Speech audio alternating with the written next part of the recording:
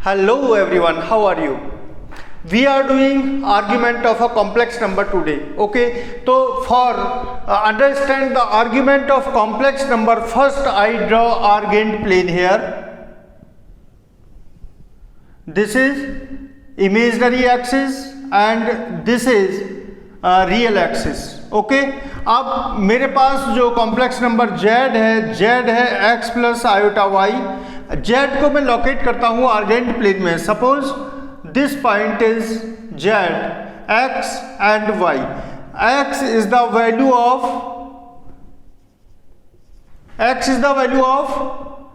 real axis and y is the value of imaginary axis. Okay, this is y and this is x.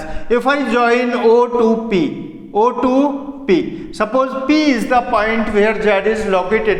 तो अगर मैं O को P से join कर देता हूँ तो vector OP gives me mod z. Vector OP मुझे क्या देगा?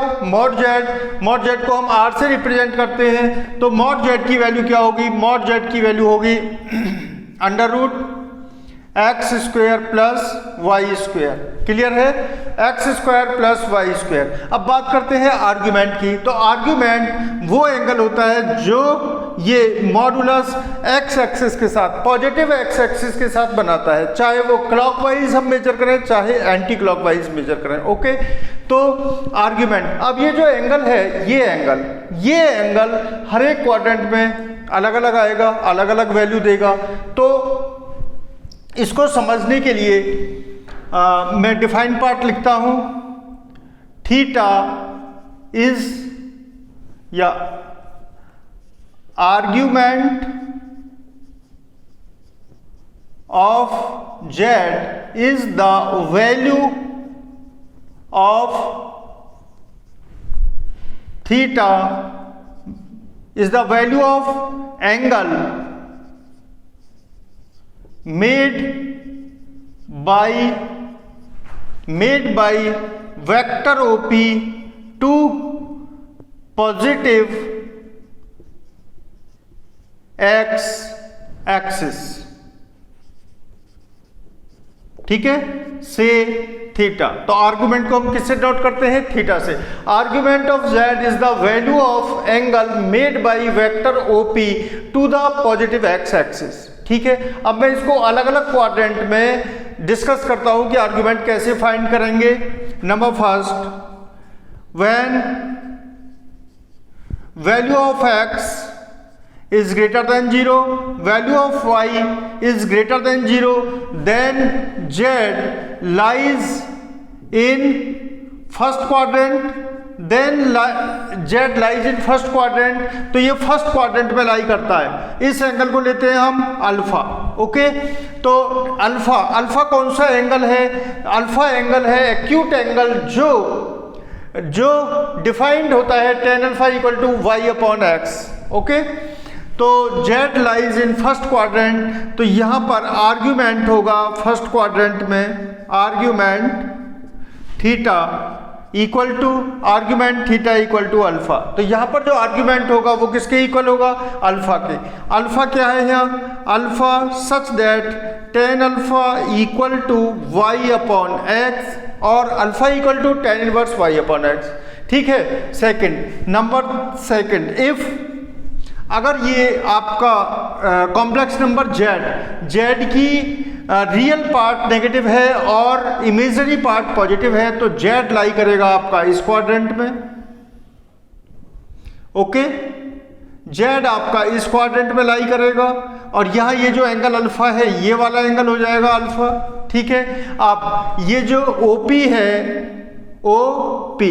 OP इधर आ गया आपका. OP पॉजिटिव एक्स एक्सिस के साथ क्या एंगल बना रहा है? ये वाला एंगल. इस एंगल की वैल्यू क्या होगी? पाई माइनस अल्फा. तो सेकंड क्वाड्रेंट में थीटा यहां से यहां तक क्या हो गया? पाई. इसमें से अल्फा को हमने माइनस कर दिया तो थीटा यहां लिखेंगे argument theta is pi minus alpha. कब? जब आपका कॉम्प्लेक्स नंबर सेकंड क्वाड्रेंट में लाई करता है. ठीक है, अब कॉम्प्लेक्स नंबर आपका लाई करता है थर्ड क्वाड्रेंट में. किस कंडीशन में ये थर्ड क्वाड्रेंट में लाई करेगा? किस कंडीशन में ये थर्ड क्वाड्रेंट में लाई करेगा? जब इमेजिनरी पार्ट रियल पार्ट दोनों ही नेगेटिव होंगे और यहाँ ये एंगल बनाता है ये वाला अल्फा, ओके, अल्फा एंगल बनाता है। तो इस केस में आर्ग्यूमेंट क्या होगा? थर्ड में, ठीक है। OP ये O पॉइंट हो गया, OP पॉजिटिव एक्स एक्सिस के साथ क्या एंगल बना रहा है? ये वाला एंगल, ठीक है, ये वाला एंगल। इधर हमने किस तरफ मेजर किया? क्लॉकवाइज एंगल की वैल्यू क्या हो जाती है? नेगेटिव। तो ये वैल्यू होगी पाई माइनस अल्फा। तो आर्ग्यूमेंट थीटा की वैल्यू होगी यहाँ minus pi minus alpha, okay. If Z lies in the fourth quadrant, अगर जेड फोर्थ क्वाड्रेंट में लाई करता है तो ये पॉजिटिव एक्स एक्सिस के साथ क्या एंगल बनाएगा? दिस एंगल, ठीक है। ये एंगल किसके इक्वल है? अल्फा के, माइनस अल्फा के। तो यहां आर्ग्यूमेंट फोर्थ क्वाड्रेंट में हो जाएगा आपका argument theta equal to minus alpha, okay. तो in this way we find the argument, simple तरीका है, ठीक है। अगर मैं देखूं तो यहाँ पर अल्फा होगा, यहाँ पर माइनस अल्फा होगा, और अगर यहाँ पर लाई करता है तो इस केस में हम पाई प्लस कर देंगे और इस केस में पाई को माइनस कर देंगे, ओके। चलिए अल्फा में से आप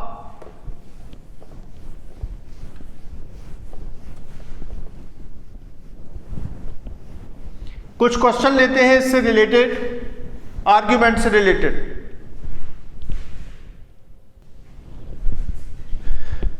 तो I have written here some questions for finding the argument.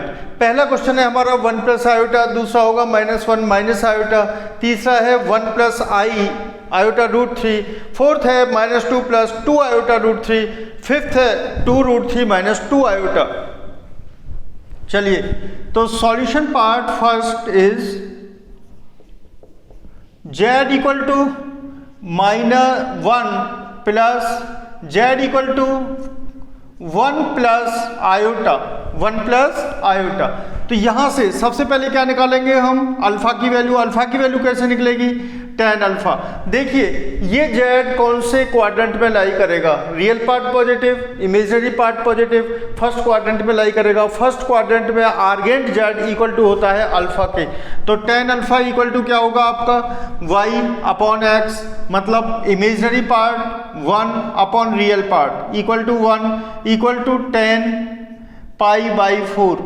तो अल्फा की वैल्यू आ गई यहां से क्या? पाई बाई 4। आर्गेंट z होगा आपका, आर्गेंट z होगा आपका अल्फा के equal pi by 4, okay. Second case में आपका z बदल जाता है। सेकंड केस में z की वैल्यू हो जाती है -1 माइनस आयोटा। अब यहाँ पर दोनों ही पार्ट हमारे लेस देन 0 है, इट मीन्स ये लाई करेगा थर्ड क्वाड्रेंट में। थर्ड क्वाड्रेंट में तो सबसे पहले हम अल्फा की वैल्यू निकालते हैं। tan alpha equal to real part -1 divided by imaginary part -1 equal to 1 equal to tan pi by 4। 1 किसकी वैल्यू होती है? tan पाई बाई 4 की। तो अल्फा की वैल्यू आ गई पाई बाई 4। लेकिन थर्ड क्वाड्रेंट में आर्गेंट z की वैल्यू क्या होती है? आर्गेंट z इक्वल टू हो जाएगा क्या? इधर से लेते हैं minus pi minus alpha, okay. Minus pi minus alpha, तो यहाँ आर्ग्यूमेंट होगा आपका minus pi minus pi minus pi by 4 equal to -3 pi by 4। ये आर्ग्यूमेंट की वैल्यू आ गई, सिंपल। आप थर्ड केस है अपना, सॉल्यूशन पार्ट नंबर थर्ड है। आर्ग्यूमेंट निकालना है, z गिवन है आपको 1 प्लस आयोटा रूट 3। दोनों ही पार्ट पॉजिटिव है तो हमारा z कहाँ लाई करने वाला है? फर्स्ट क्वाड्रेंट में। तो अल्फा की वैल्यू क्या होगी? tan alpha equal to y √3 divided by 1 equal to √3 divided by 1 मतलब √3 और ये वैल्यू होती है 10 पाई बाई 3 की, 10 पाई बाई 3 की। इस केस में आर्गेंट z होगा अपना क्या, पाई बाई 3। ओके, अगर हम बात करें फोर्थ पार्ट की, तो फोर्थ पार्ट में z हमको गिवन है z इक्वल टू -2 + 2 आयोटा √3 और यहाँ से यहाँ negative value real part x negative value देता है और ये पॉजिटिव वैल्यू देता है, तो कौन से क्वाड्रेंट में लाई करेगा, सेकंड में। सेकंड क्वाड्रेंट के लिए पहले अल्फा निकालेंगे, tan alpha equal to 2√3 upon -2, तो ये कैंसिल हो गया, ठीक है, मॉडुलस की वैल्यू आई √3।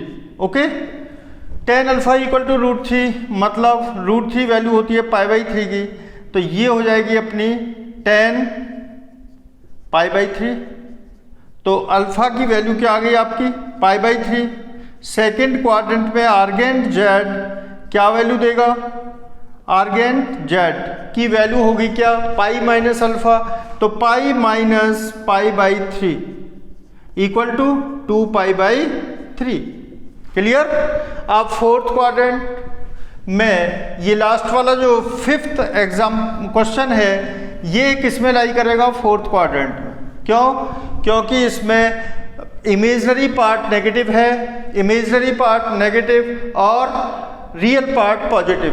तो solution number fifth, z is 2√3 - 2 iota, 2√3 - 2 iota.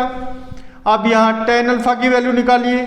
tan alpha is the acute angle made by OP with positive x axis. This gives me -2/2√3 and 2 से 2 cancel, 1/√3 and this is 10 pi by 6। Therefore alpha equal to हो गया pi by 6 के और argument z की value होगी, argument z equal to हो गया किसके, फोर्थ क्वाड्रेंट में आर्गेंट z होता है माइनस अल्फा, तो माइनस अल्फा के इक्वल मतलब आर्गेंट z की वैल्यू हो गई -pi by 6। Okay, in this manner we get the argument in fourth quadrant. चारों क्वाड्रेंट के लिए हमने एग्जाम्पल ले लिए हैं। ओके, समझिए, कुछ नहीं है, बहुत सिंपल है आर्ग्यूमेंट निकालना। ओके, तब तक के लिए बाय बाय। तो please like share and subscribe my channel. Bye.